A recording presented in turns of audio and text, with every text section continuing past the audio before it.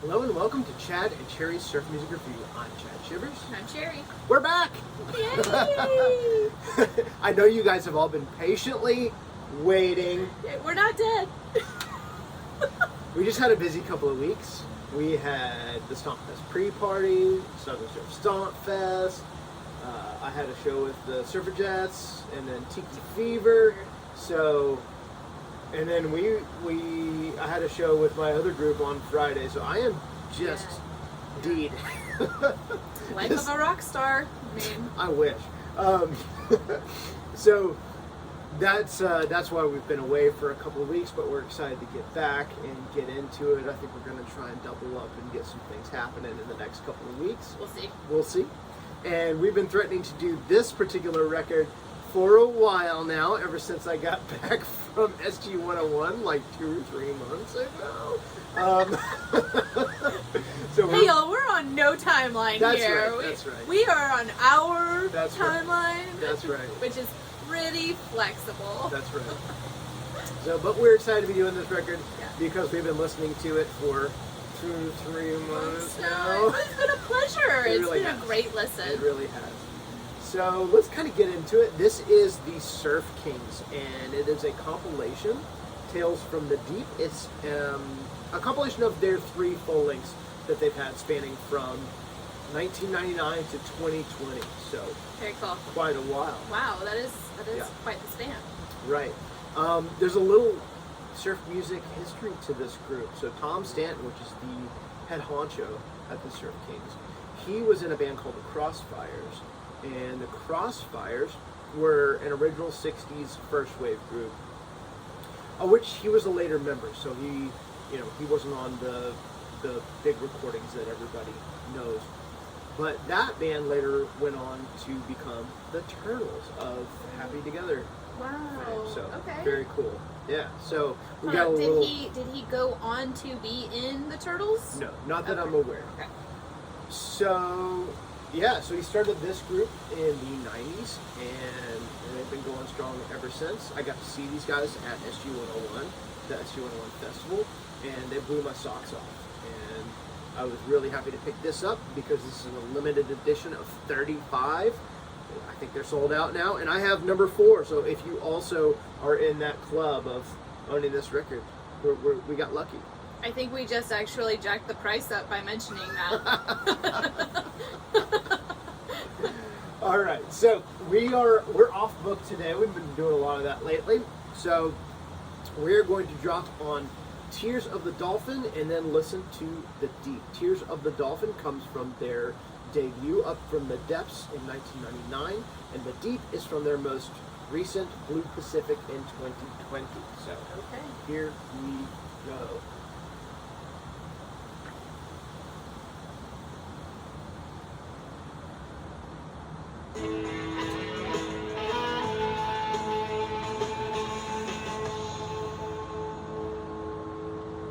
Cheers. It's frosty. It is right.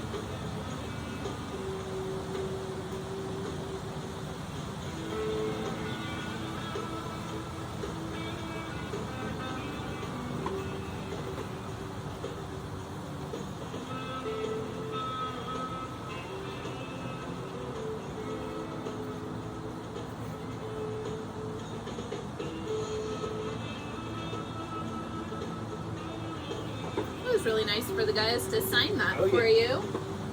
I really like the cover too. It looks like a movie It's got advertisement. It's like the Nautilus. Yeah.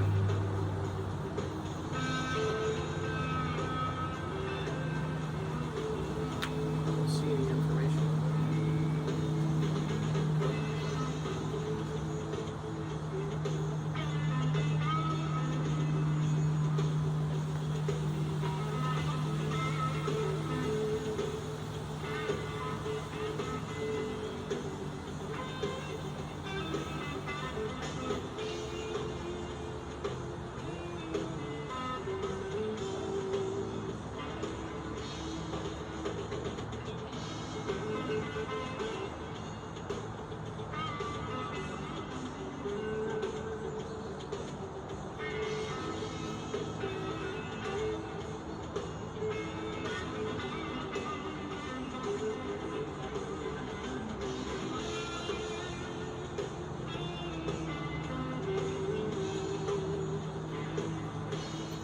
Chad, I know just by listening to this album for a while now, I know there's songs on this album that do have more of a surf influence and surf sound to it, but I'm definitely getting like classic rock vibes from this. Yeah, totally. Yeah, I get that same thing. Like that intro part gives me that like Survivor, Eye of the Tiger. Eye of the Tiger, yeah, that. Feel Yep, to exactly. it. Yeah. And then I'm getting a lot of like Pink Floyd, like that bluesy but progressive, but not progressive in like the King Crimson, the King Crimson realm, more in the Pink Floyd subdued kind of Definitely, I can hear slow that too. burn, For slow sure. burn kind of prog situation. Yeah. And I got the skinny from Jeff Big Tiki Dude because I was like, man, these guys like they sound like the Mermaid, which is interesting because Tom comes from that first wave. So, and thank you, Jeff, for providing some yeah, details. educating me on this, because I really don't know the history of this group beyond what I said in the intro. And so Tom, I guess after playing in the Crossfires, went on to play more progressive and blues-based music. And then he saw the Mermaid in the 90s, and then was like, oh, I can do surf music, but in a different way, or my own style, or incorporate that same thing. So it's really cool to see, like, a band like the Mermaid that was influenced by bands like the Crossfires, and then to influence those guys once again. Yeah, that's crazy. Yeah. Yeah, I love that. And I think it's indicative of this genre, like for peers to inspire one another, and for people to kind of, in my case, like, to come up as a teenager and listen to all these bands and then become friends with these bands, and you kind of share experiences and all grow because of that. Right. So it's really incredible, I think. And we've made mention of that several times, and I'm sure we won't stop mentioning that. But there's a community. You share bits and pieces with each other, and you give and take what you have and what you know. So, yeah, I mean, it's almost like the evolution of this music, So, yeah. I love what these guys do as far as growth. That intro, that drummer's really restrained on this piece. He comes in with that snare hit every like couple of bars, and you originally think that it's gonna come in like every 2 and 4 or whatever, and it holds back for a little while, and then it does it later, where it's just right now it's just kick and hi-hat going. That's it. That's and awesome. it's just really cool, really great use of space. I think that's one thing that these guys do really well. Maybe even better than the Mermaid at some points, because where Mermaid kind of go maybe loud to fill space, these guys kind of maybe bring it down. That's awesome, yeah. So this is the next track, which is The Deep, which is also our cocktail. I base it off of another cocktail actually called Tales from the Deep. Or maybe it was Terror from the Deep, I can't remember, but we changed it up a little bit. So, of course, we'll have a recipe in the description, so if you want to drink along.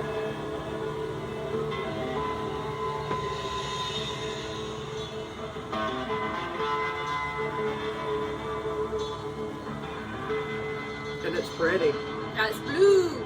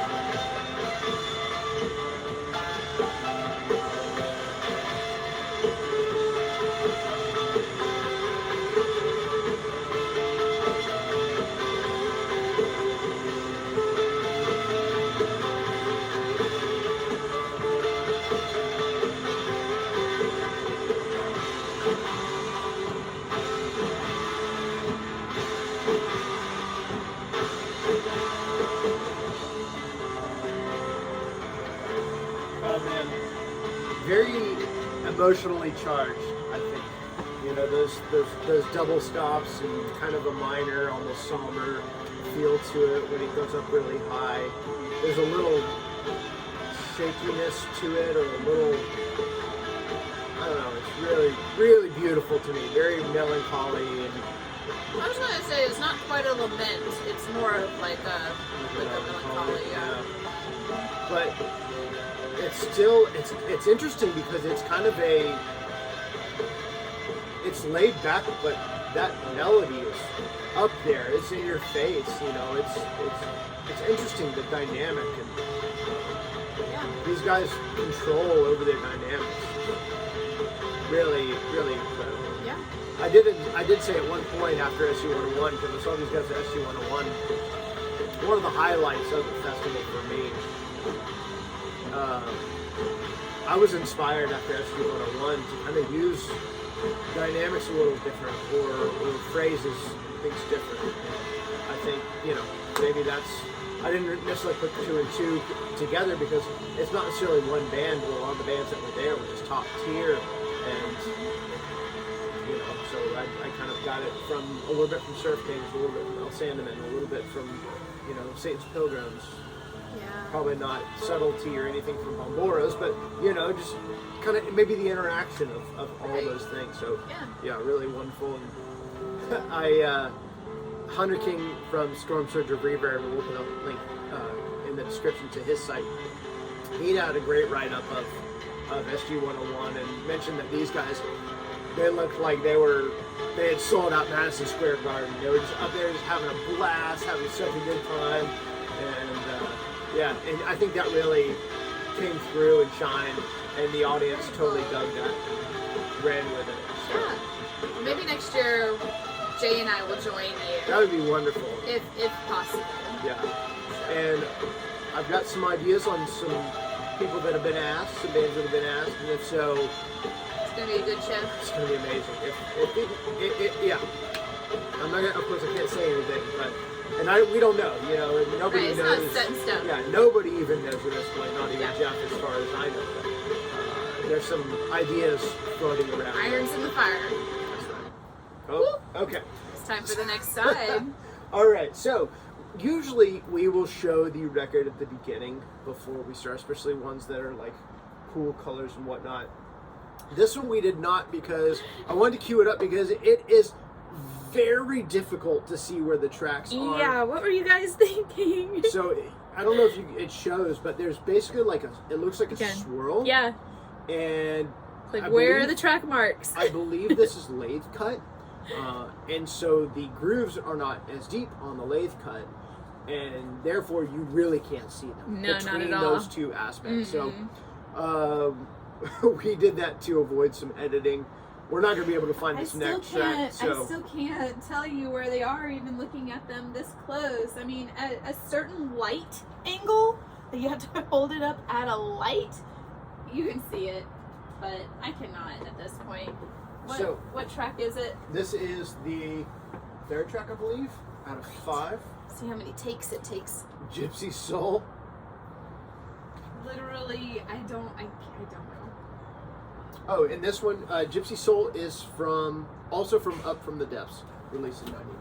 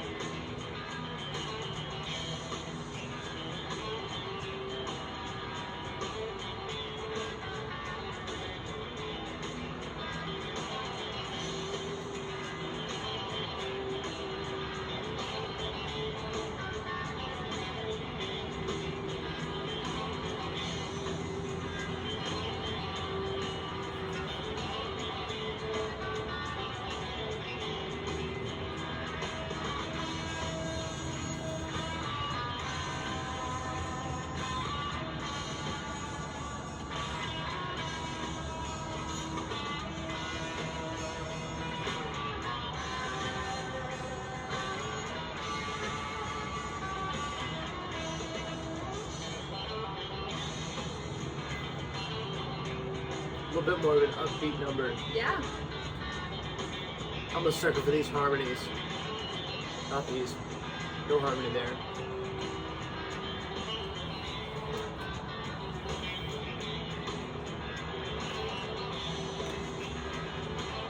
It's awesome. You got that like Iron Maiden, Thin Lizzy sort of sound to it. Actually, yes. As you're saying that, yes, it totally does.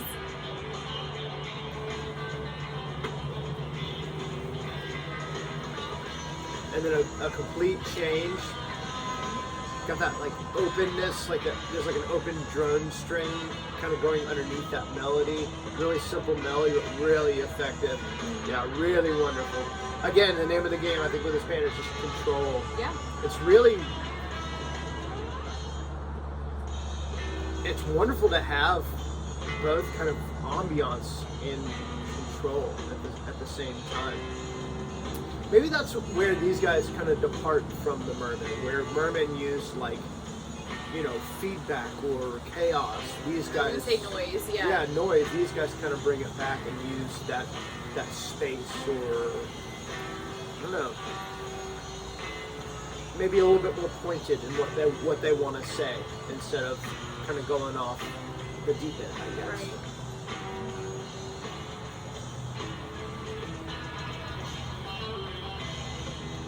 Yeah, this is a wonderful collection of tracks. I highly recommend seeking out anything and everything from these guys. Like I said, you might have a hard time finding this, but all of their CDs, I believe, are still in print and available on their website, which will have a link in the description. So, and I believe one of their records, I believe the latest record is on Spotify digitally, so you can listen to that there.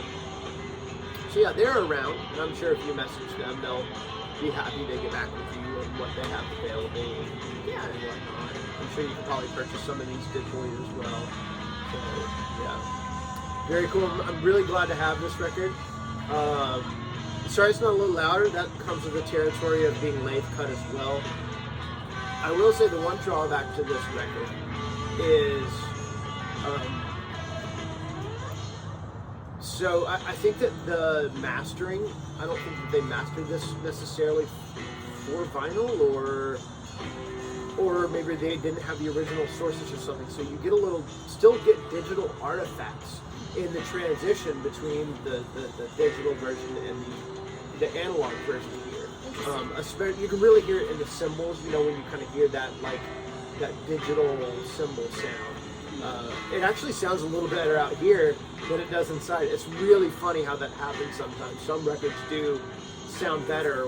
I'll pick up different things out here. Maybe because I've got these speakers, the tiny little speakers over here, and they draw out different things. But it's really interesting, kind of the experiences we have between listening inside, you know, on our system and outside on our little rinky-dink turntable. But both enjoyable experiences. But even when you're mastering an album, or mixing an album rather, you listen to it on multiple devices. Right. Like you listen to it on your phone, and then you'll take it to the car. Right. You'll listen through our sound system, and that way you can see if all the levels make sense in various, you know, systems. Yeah, there've been several instances where Cherry's like, "What are you doing in the car?" I'm mixing. So weird. Yeah. It's I don't know, it's like the best way for me to hear it. Right. So anyway, and that's, you know, a lot of people listen in their cars or things like that. Yeah.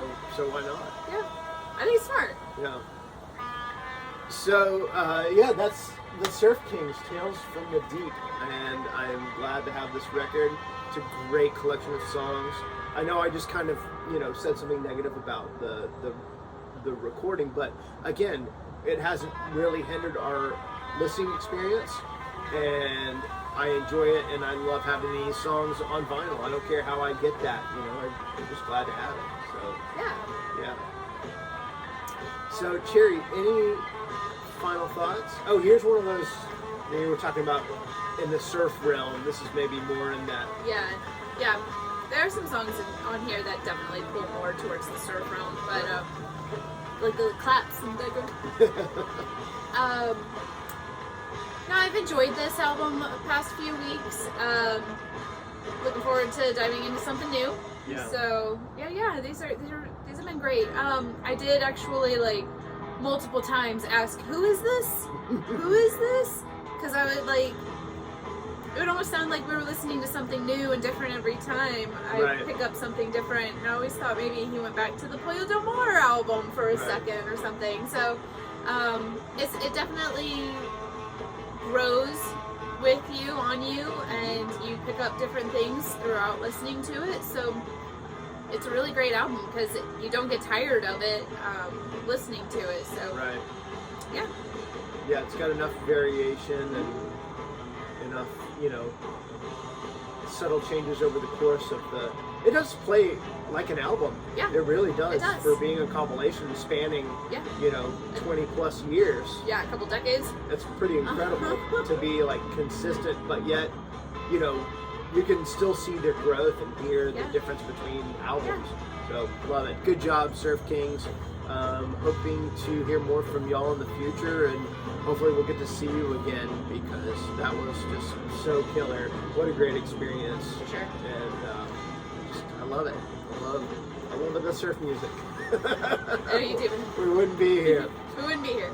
All right, so we got some great stuff coming up for you. We've got something we picked up from Southern Surf Stomp Fest. Yep. We've got a brand new release that we're going to be featuring. I think we still have a mail call that we need to do. We're behind on by a couple of months. So we will get into all of that soon. If you like this video, please give us a thumbs up, subscribe, hit that notification bell so you know when we release new videos. Leave us a comment. We would love to hear from you. Did you get a copy of this at SG101? What are your thoughts on it? Have you been a big fan for a long time? Do you have their CDs? You know, let us know. What's your favorite Surf King song? What's your favorite progressive rock band? What's your favorite progressive surf band? Anything and everything. We would love to know and love to hear from you. Yeah, anything else, Cherry? I'm good. All right. Well, thank you guys so much for watching, and we'll see you next time. And until then, cheers!